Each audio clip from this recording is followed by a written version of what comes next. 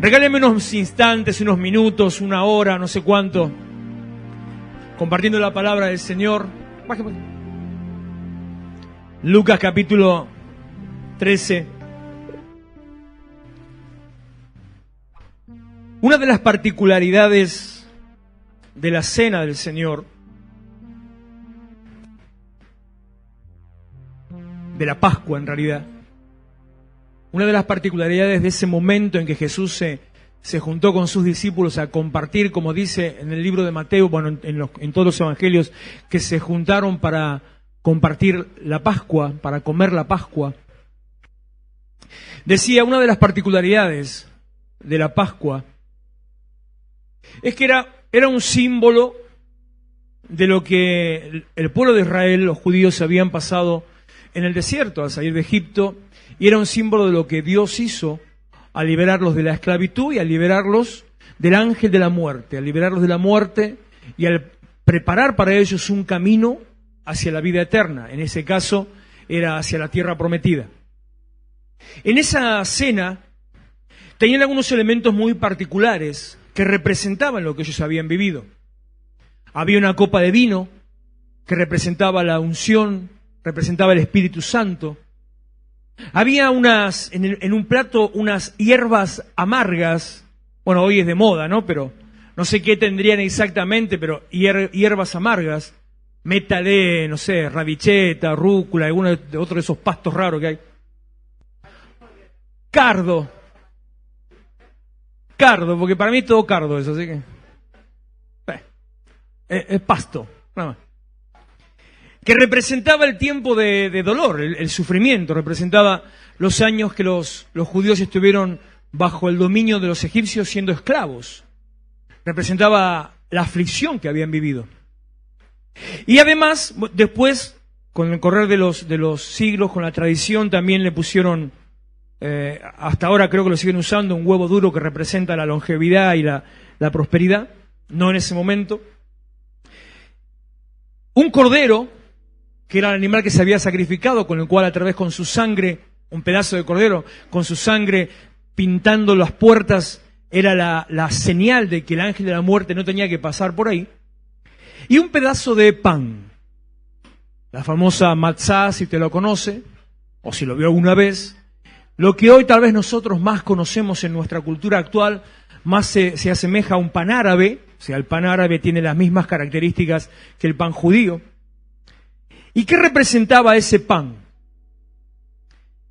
Estaba hecho simplemente con una harina sin fermento, hecho con apenas unas gotas de aceite de oliva.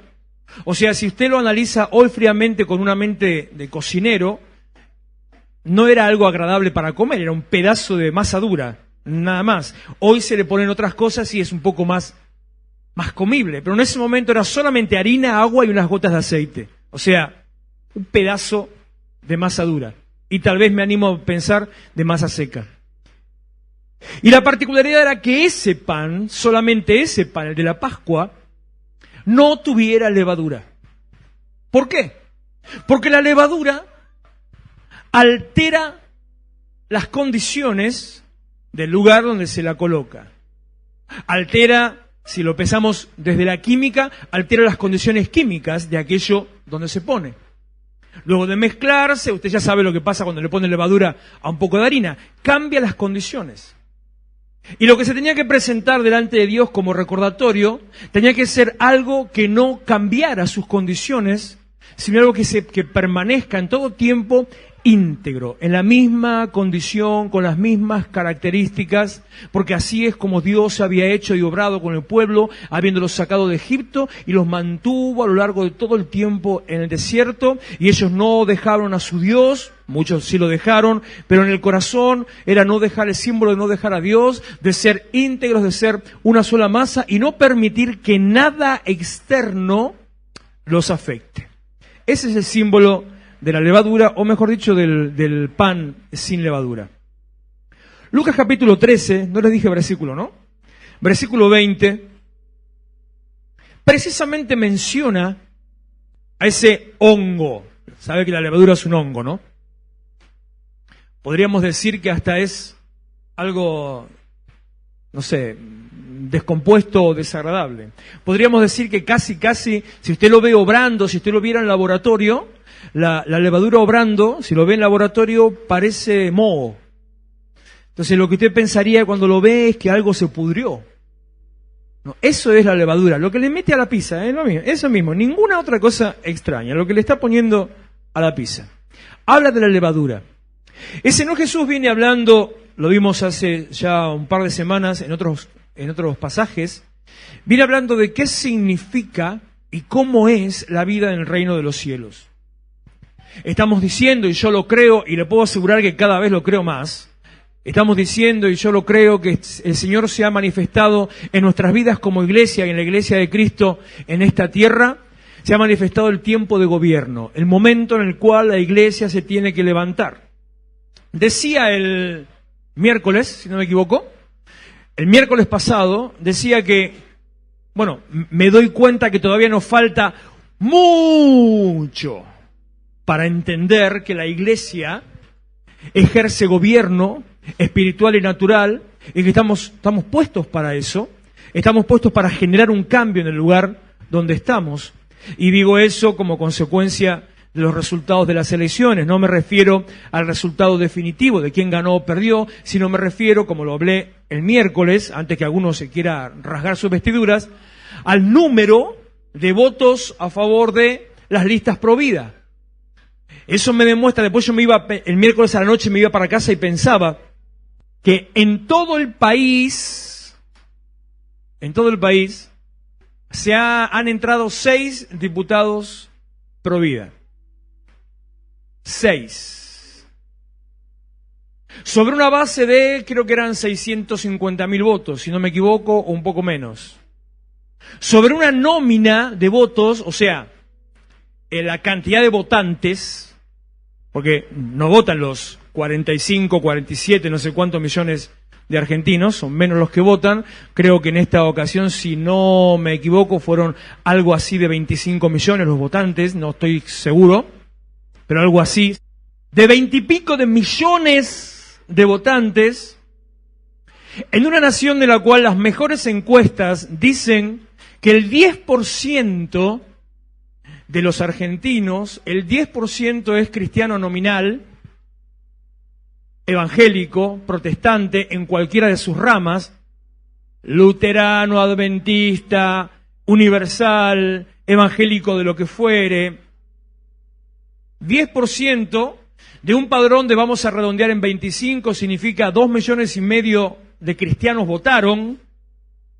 De 2,5 millones de cristianos que votaron, menos de 600.000 votaron a favor de principios cristianos. No estoy hablando de política ni de partido. No interesa, eso es al margen. Menos de 600.000 votaron principios y valores cristianos. ¿Qué representa esto? ¿Qué quiere decir? Más allá de lo electoral, ¿qué quiere decir para nosotros? La iglesia sigue sin entender que tiene una herramienta de gobierno y que es un generador de cambio. La iglesia sigue sin entender, sin darse cuenta que ha sido puesto para transformar. La iglesia sigue sin comprender que Dios nos dio una capacidad de gobierno, Dios nos dio esa autoridad y Dios espera que la cumplamos porque es el propósito y la razón para la cual existimos. O sea, usted no existe en esta vida solamente para tener una linda casa, una familia bendecida, para cambiarse el auto, para tener un buen trabajo, para irse de vacaciones, para edificar su casa o ampliarla. No ese es el propósito de su vida. Esos son detalles y consecuencias. No es el propósito de su vida tampoco ser sanado, ser bendecido, ser prosperado. No es ese el propósito de su vida. El propósito de su vida es generar una transformación y un cambio en el lugar donde está. Y se lo explico rapidito con una simple ecuación. Celebramos recién recordando lo que Jesús hizo en la cruz por nosotros. Entregó su cuerpo, derramó su sangre, con esa nos dio vida. Cuando usted recibe a Cristo en su corazón, cuando lo hace a Él dueño de su vida, cuando le entrega su corazón y lo hace dueño de su vida, Cuando usted se convierte en hijo de Dios, usted tiene acceso a la vida eterna y es salvo.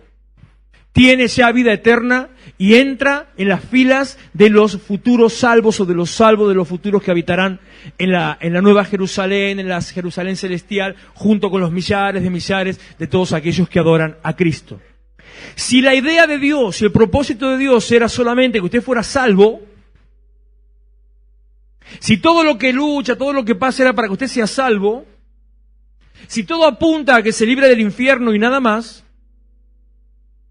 el día que usted recibió a Cristo se tendría que haber muerto. Y ya tenía la garantía de salvación. Estaría en la presencia del Señor, libre de conflictos, de problemas, de pruebas, de pecado, de suegras, de todo. Pero el hecho de que no se haya muerto, y a veces, no solo que no nos morimos, sino que tampoco nos morimos. El que tiene oído para oír, que oiga. Si es que no nos morimos, para algo será que nos quedamos. Algunos dirán, me quedé para vestir santos. No, eso era otra cosa vieja que no tiene nada que ver. ¿Para qué se quedó? ¿Para qué está? Para que Dios juegue con su vida como el gato con el ratón y Dios lo vea desde el cielo como usted lucha con no pecar, lucha para poder orar, lucha para ser bendecido y Dios se divierte y lo mira, te da vueltas y vueltas y vueltas y Dios dice, ¡ah, qué tonto! ¿Para eso se quedó? Lo dejó Dios como experimento para ver qué le sucede al cristiano a lo largo de los cambios en la época, teniendo la palabra de Dios en su interior. ¿Cómo sobrevive contra los cambios de la sociedad? ¿Cómo mantiene los principios? Entonces Dios hace un estudio sociológico del cristiano y el mundo. Si se quedó, es porque Dios tiene un plan que va más allá de solamente la salvación. Y ese plan más allá es transformación del lugar en cual Él lo puso. Es el tiempo de la iglesia y es un tiempo de gobierno.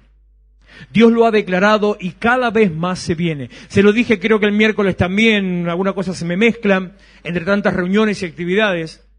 Pero se lo dije, vienen tiempos, como dije a principio de año, vienen tiempos más difíciles todavía. Viene tiempo de más recesión, viene tiempo de mayor crisis. Conversaba hoy con Joel que ayer me di cuenta que ya aumentó la nafta, que no me había dado cuenta, me di cuenta ayer de casualidad. Pasando por una estación de servicio, así pasé, dije, ¿qué pasó ahí? Vio que tienen los carteles con el precio grande. Escuché de uno de los, ¿cómo hago para mencionar algunas cosas sin mostrar lo que siento por algunas cosas? ¿Cómo hago para ser neutro en esto? Escuché a un líder sindical, una de las cabezas, las agrupaciones sindicales de nuestro país, si usted no sabe, están divididas en 3 facciones, y bien utilizado el término facciones porque se pelean entre sí, y cada uno tiene una cabeza particular, ¿no? Uno de ellos dijo, el líder, el secretario general de tal agrupación, dijo, estamos a favor de que haya congelamiento de salarios por 1 año. ¿Ah, no escuchó eso? Hay que informarse, hay que salir de real, hay que alguna otra cosa más también. Estamos a favor de que haya congelamiento de salarios durante 1 año. Le aviso más o menos, en medio de la recesión, una inflación que para el 2020 andará entre el 30 y el 50% otra vez. Una cosa así. Imagínese 50% de inflación, o sea, el doble, al mismo sueldo. Lo que hoy hace con 1.000, el año que viene va a necesitar 2.000 para lo mismo. ¿Entendió? Viene más recesión, viene más conflicto, viene más crisis, viene más dificultad. Por eso, como todas las crisis son funcionales al plan de Dios, Dios va a usar a la iglesia para que la iglesia se levante, la iglesia puesta en pie, la iglesia esté sobre un pedestal, no un pedestal de honra, no un pedestal de exaltación, no un pedestal de gloria de, oh, la iglesia, sino un pedestal de púlpito para estar por encima simplemente, porque Dios nos manda a estar por encima para dos cosas: ver la situación, como los discípulos con Jesús vieron que había uno que estaba tirándose al fuego y al agua y que tenía ataques espirituales, y para que los que están en el llano vean también a la iglesia que se levanta como un faro, y entonces tengan la oportunidad de decir, yo quiero eso. Yo quiero vivir así. Para que ellos reciban también el mensaje que usted le tiene que decir, porque está en una posición exaltada como púlpito. Para que usted les diga, ellos reciban el mensaje, se puede vivir de otra manera. Para que eso suceda, para que las dos cosas sucedan, es fundamental. Este concepto que le voy a decir ahora, lo vengo diciendo hace 3 semanas. Es fundamental que usted entienda que ha sido puesto para transformar y le ha sido entregada una capacidad de gobierno. Que usted reconozca, que sepa cuáles son los principios del reino de Dios y de qué manera se ejerce ese gobierno. ¿Qué significa tiempo de gobierno? ¿Qué significa capacidad de gobierno? ¿Qué significa gobernar? Para que usted se dé cuenta, entonces lo reciba de primera mano sobre su vida, en su vida, porque no puede gobernar al resto si no se gobierna primeramente a sí mismo, porque la palabra de Dios dice, hablando del ministerio, dice, la Biblia literalmente habla del obispo, que era la cabeza de la iglesia. No, ¿cómo va a gobernar la iglesia si no puede gobernar su casa? Para que usted muestre principios de gobierno, para que muestre una vida bendecida, para que los demás que vengan bajo su manto, para que los demás quieran tener lo que usted tiene, tienen que gobernar primero su casa, su vida. Gobernar su vida es aplicar los principios espirituales y que le vaya bien. Usted está obligado a que le vaya bien. Usted está obligado a ser bendecido. Ahí no le molesta la palabra obligación, ¿no? Usted está obligado, usted está obligado a ser prosperado. A tener mejor casa, mejor auto, o casa si no tiene, o auto si no tiene. A estar mejor, más presentable. ¿Está obligado a estar más flaco? Siempre igual, no prenden más. Lo único que piensan acá, las calorías. ¿Por qué está obligado? Porque tiene que mostrar cómo se vive en el reino de los cielos. ¿Cuál es la vida de Cristo? ¿Y qué es lo que Cristo puede hacer con nosotros? Entre las distintas opciones, entre todas las cosas que fuimos conversando, que Jesús habla, Lucas capítulo 13, versículo 20,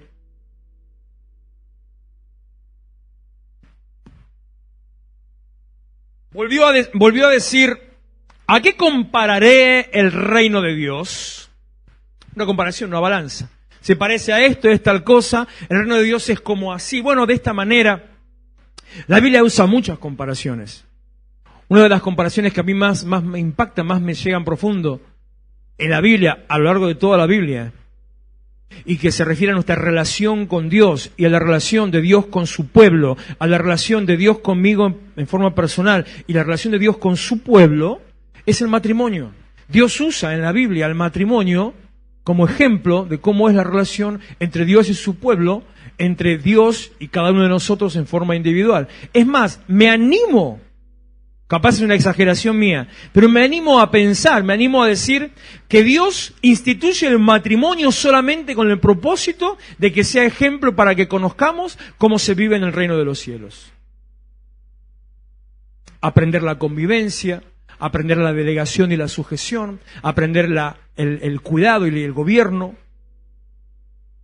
las sensaciones físicas, la situación emocional, la relación íntima, la sexualidad.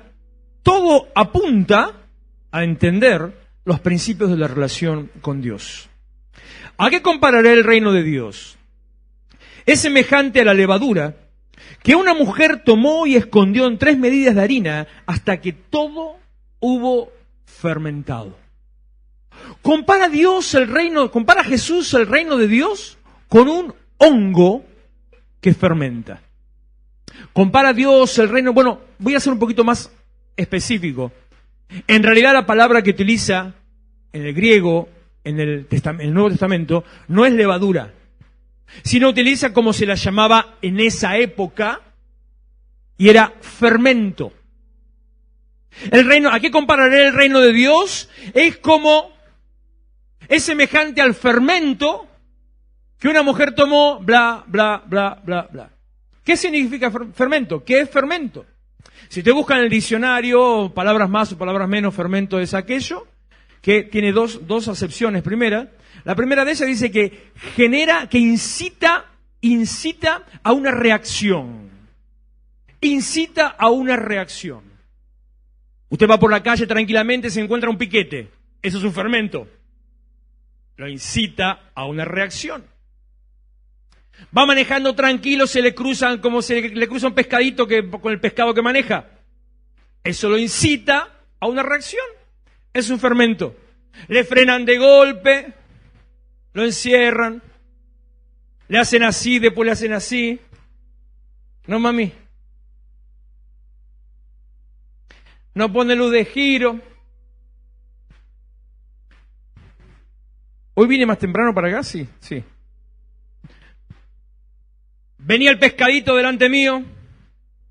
Es de verdad, no es peyorativo, era un pescadito en serio. Venía el pescadito delante mío, después de haberme encerrado 2 veces, dobla. Y cuando dobla, yo iba atrás, yo doblaba atrás. Cuando dobla y yo doblo, para. Hermano, aprende a manejar, querido. Quedé ahí de golpe cruzado. Ese es un fermento. Incita a una reacción.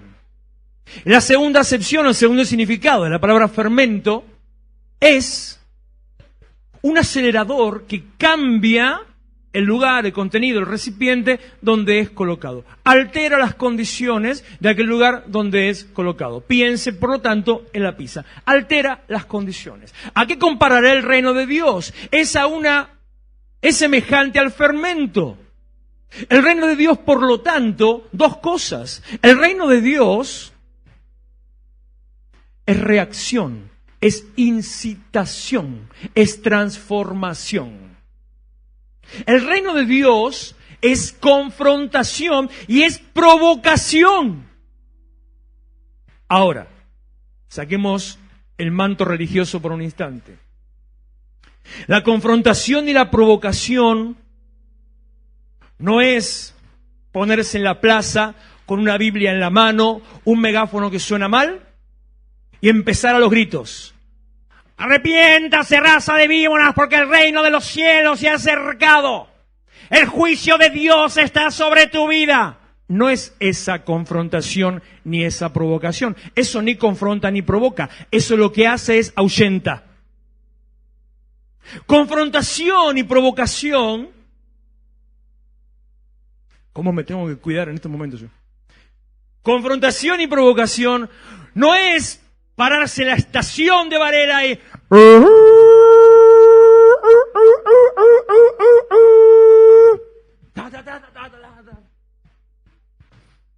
Eso no confronta. Sí provoca. A tirarle con algo. Eso no cambia las condiciones. Eso no transforma la situación. Confrontación es, con una discusión que tuve con un amigo, de las buenas, esas discusiones no son peleas, son discusiones, debate sobre palabra, debate sobre teología, un buen rato, Confrontación, provocación es decir, mi postura en este debate. La iglesia está puesta para mostrar. ¿Pero para qué se van a manifestar por la ley de aborto? Porque la iglesia está para mostrar. Pero no me pueden obligar a mí lo que tengo que votar o no. No, yo no te obligo a hacer lo que quieras. No me pueden obligar a mí lo que tengo que hacer. Tampoco te obligo a hacer lo que quieras. Pero la iglesia tiene que mostrar, entonces decir, eso está mal. Esa confrontación, esa provocación. Denunciar la corrupción, denunciar el pecado. Mostrar lo que se hace mal y lo que está mal y decir cómo se tiene que hacer bien. El reino de los cielos es provocación. El reino de los cielos es confrontación. No solamente eso, sino que dice, el reino de los cielos es como el fermento que una mujer... se me hace retardo, no me da la hora para predicar. Que una mujer tomó. ¿Por qué una mujer? ¿Qué tiene que ver la mujer con el reino de Dios? ¿Qué tiene que ver en este ejemplo de la mujer con el reino de Dios? Escuche. El reino de los cielos es lo cotidiano. El reino de los cielos es lo habitual. El reino de los cielos es lo normal. El reino de los cielos es lo íntimo. El reino de los cielos es su vida diaria. Está hablando de la actividad que tenía la mujer en la época de Jesús. Simplemente atender su casa, cuidar a su familia, cuidar a sus hijos. Está hablando del trabajo que ella hacía. ¿Por qué la mujer lo toma? Porque el reino de los cielos tiene que estar en cada momento de su vida. El reino de Dios tiene que estar manifiesto en cada momento de su vida. No en la iglesia, no el sábado, no el miércoles, no el domingo. En cada momento de su vida. Si Cristo es, esto lo dije tantas veces, si Cristo es una parte de tu vida, no vas a ser bendecido. Si Cristo es el centro de tu vida, aunque suene muy lindo, no vas a ser bendecido. Capaz un poquito más. Si Cristo es el centro de tu vida, no vas a ser bendecido. Lo que el apóstol Pablo dice es, Cristo, nuestra vida. Tu vida no tiene que girar en torno a Jesús, sino que Jesús tiene que girar con vos a lo largo de tu vida. En cada momento de tu vida tiene que manifestarse el reino de los cielos. Cuando entras, cuando salís, cuando vas a comprar, cuando te vas a dormir, cuando estás en la calle, cuando estás con tu familia, cuando estás con tus amigos, cuando estás con un conocido, cuando vas a una fiesta, cuando vas a un cumpleaños. Cuando te ponen por delante la botella, cuando te ponen por delante el cigarro, cuando te ponen por delante la yerba, cuando te ponen por delante la tele, cuando te ponen por delante el video, cuando te ponen el porno, cuando te ponen... El reino de los cielos está en lo cotidiano todo el día. Que una mujer dice, tomó y escondió. El reino de los cielos, dos cosas. Supongo que está tomando nota de esto, ¿no? Tiene que anotar, acostúmbrese a anotar. Tomó y escondió. Tomó y escondió. Primera cosa, el reino de los cielos es acción. Ya se lo vengo diciendo hace 3 semanas. El reino de los cielos no es estático, el reino de los cielos es dinámico. El reino de los cielos es acción. ¿Quiere usted ser bendecido? Haga. ¿Quiere que algo cambie en su vida? Haga. ¿Quiere empezar a tener un resultado distinto? Haga cosas distintas. Es tan sencillo. Recuerdo una vez hace muchos años, en una enseñanza sobre precisamente cómo es que Dios cuida de su pueblo. Decía este maestro en una clase,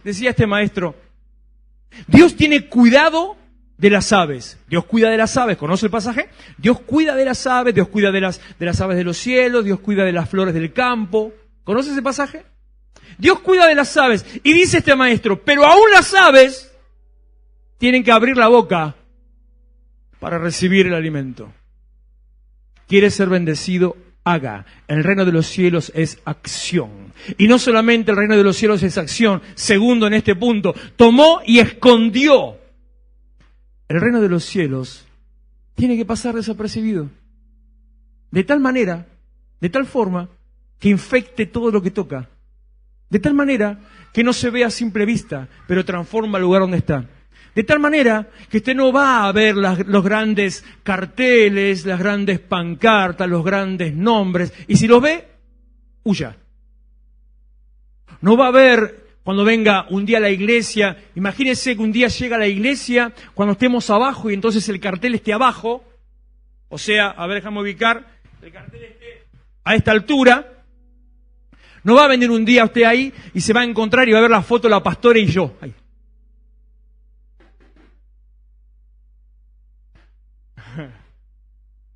¿Se imagina? Si un día usted viene a la iglesia, encuentra y ve el cartel de la iglesia, está la pastora y yo, siga de largo, por favor. Búsquese otra iglesia. Ese día se rompió el reino de los cielos. ese día fue afectado por el reino de los hombres y no el reino de Dios. Tomó y escondió. El reino de los cielos es tan grande que es insignificante. De tal manera, ¿vio alguna vez una bacteria en un microscopio? Una bacteria, un virus, es lo mismo. Para el caso, no es lo mismo, pero para el caso es lo mismo. ¿La puede ver a simple vista?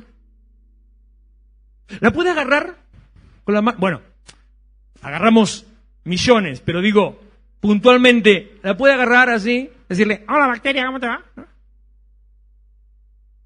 ¿La puede ver con lentes? Y sin embargo, si tiene, por ejemplo, una pequeña, tonta, insulsa e insignificante bacteria de tuberculosis, ¿usted cree que le puede cambiar algo en su vida? Y si tiene así, porque sí, nada más, porque no voy a dar ninguna alusión a de qué manera, pero se encuentra con un virus de HIV. Insignificante, invisible. Y se encuentra con él y forma una relación con el virus de HIV. Y entra ese virus en su cuerpo. ¿Cree usted que le puede cambiar algo? El reino de los cielos es tan grande que es insignificante. El reino de los cielos es tan insignificante que es gigante. Y su efecto transforma no solamente nuestra vida, sino generaciones. El reino de los cielos es semejante al fermento que una mujer tomó y escondió. No se tiene que ver el reino, se tiene que ver la manifestación del reino. Porque lo que la creación espera es la manifestación de los hijos de Dios. No espera, como le dije, los carteles y las chapas, espera el resultado. Por sus frutos los conocerás. Y escondió, llego. Y escondió en 3 medidas de harina. Me estoy saltando todos los versículos que lo iba a leer en forma paralela. Uno lo voy a decir ahora. Uno solito. Y escondió en 3 medidas de harina. El reino de los cielos, como le dije antes, está en cada momento de su vida, y el reino de los cielos afecta toda su vida. Cada vez que usted en la Biblia vea el número 3 en relación a Dios o en relación a la iglesia, está queriendo decir 2 cosas. Una, si tiene que ver algo que atañe a Dios, habla de la Trinidad de Dios, de la plenitud de Dios, de la grandeza de Dios. Y si tiene que ver la relación con la iglesia, con el hombre, con nosotros, cuando está hablando de nosotros, está hablando de mi integridad, mi plenitud, espíritu, alma y cuerpo. El reino de los cielos afecta toda su vida y tiene que tener lugar en toda su vida, en su espíritu, en su alma y en su cuerpo. De tal manera que, y casi termino, lo de la harina me lo salto, que tiene que ver con la palabra, pero déjelo, hasta que todo hubo fermentado. El reino de los cielos es fermento. La levadura, si está aplicada en la manera correcta, cambia las condiciones de la masa y entonces se come una buena pizza. Pero ¿qué pasa si, por ejemplo, lo pasa de tiempo o de temperatura? ¿Qué pasa con esa masa? De golpe, parecía que, tantas veces como la higuera esa que parecía tenía fruto, ¿vio? Parecía que, y de golpe, encima después agarra la masa y la quiere usar de vuelta y la masa es una cosa que se quemó. ¿Escuchaba una vez que se quemó la masa? No, que se le quemó del horno, porque ha sido aplicada mal y se pasó de levadura. Jesús habla del beneficio de la levadura y Jesús habla de la condenación de la levadura. Jesús habla de lo bueno de la levadura y Jesús habla de lo malo de la levadura. Mateo capítulo 16, ese es el versículo que voy a agregar y nada más. Versículo 6, Mateo 16, 6. Vuelven o iban luego de la alimentación de los 5.000 o de los 4.000. Y en ese momento, hablando con los discípulos, le dice a Jesús, vuelven de eso. Volviendo a esa situación, porque los discípulos empezaron a pensar cualquier cosa sobre lo que había sucedido, y Jesús les dice, miren, palabra correcta, guárdense, cuídense de la levadura de los fariseos. ¿Por qué Jesús utiliza la misma palabra, el mismo elemento, para decir que algo es bueno o que algo es malo? Porque el elemento no es ni bueno ni malo en sí mismo. Lo que es bueno o lo que es malo es lo que hace y de dónde viene. De la misma manera que Jesús dice que no es lo que entra al hombre lo que contamina, sino lo que no es, otra vez lo dije al revés, no es lo que sale del hombre lo que contamina, sino lo que entra al hombre lo que contamina. ¿Por qué? Porque él está hablando de este fermento, el fermento que sí usan los fariseos y los saduceos, los religiosos de la época, y transformaban el lugar donde estaban, y cambiaban la cabeza de la gente, y los llenaban de legalismo, y los llenaban de religiosidad, y la gente lo escuchaba, lo seguía y lo creía. Entonces Jesús no está condenando la levadura, está condenando el resultado que causa la levadura que proviene de los fariseos. Si las situaciones, la vida del mundo, la sociedad, lo que usted ve en la tele, lo que escucha en la radio, lo que ve en la calle, si eso impacta más que el reino de Dios, evite esa levadura y use su levadura. Si a usted le parece muy copado celebrar Halloween, pero le decimos, hagamos el día de la iglesia, y dice, no, es aburrido. Si a usted le parece muy entretenido hacer cosas que tienen que ver con lo que la gente hace, si usted piensa, como escuché hace un par de días de una asociación de iglesias, no recuerdo el nombre, una asociación de iglesias muy, muy grande, hay 3 a nivel nacional, 3 asociaciones de iglesias a nivel nacional, de iglesias cristianas, una de esas a nivel nacional, o sea, no un pichi. Le escuché decir, y leí su comunicado ayer, leí su comunicado diciendo, Jesús nunca estuvo en contra de la política de género.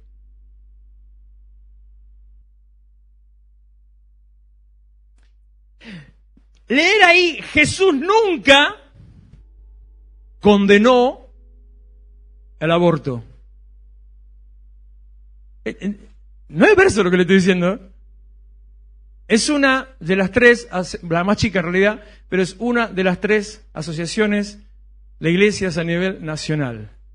Es la más chica y la más antigua. Una de las 3 asociaciones a nivel nacional.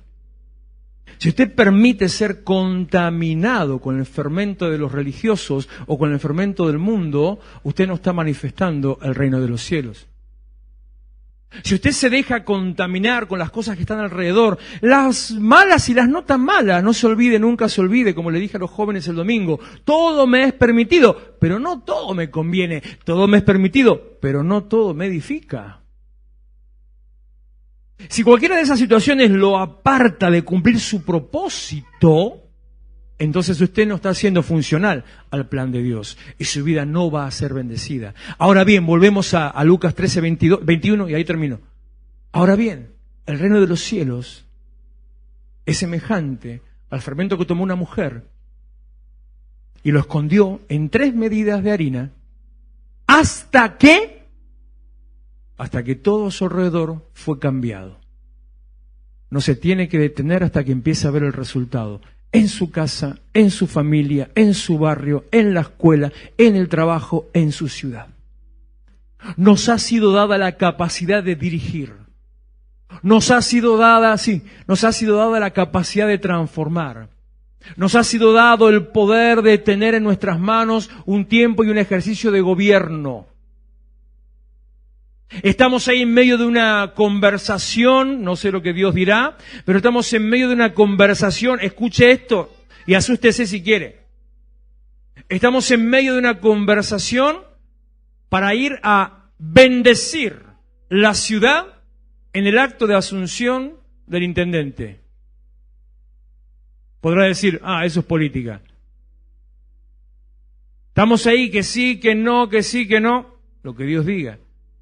Que se convoque a los pastores para que oren por el intendente, y no solo por él, porque eso está más orado, chabón, que no por él, sino a orar en el acto de asunción, bendiciendo a la ciudad. La entendió ahora. Eso es gobierno.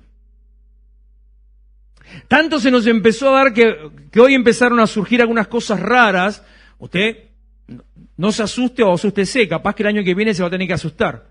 Ya empezamos a tirar unas ideas un poco estrafalarias, un poco locas, como por ejemplo pedir que sea, eso no va a suceder, eso va a suceder. Pedir que sea prohibida la celebración de Halloween en Florencio Varela. Que sea declarada la ciudad como una ciudad de luz. Que sea declarada la ciudad como una ciudad que adora a Jesucristo. Uy, lo que va a ser eso. Esto está muy verde todavía. Total, ¿qué apuro hay? Esto es tiempo de gobierno. Póngase en pie.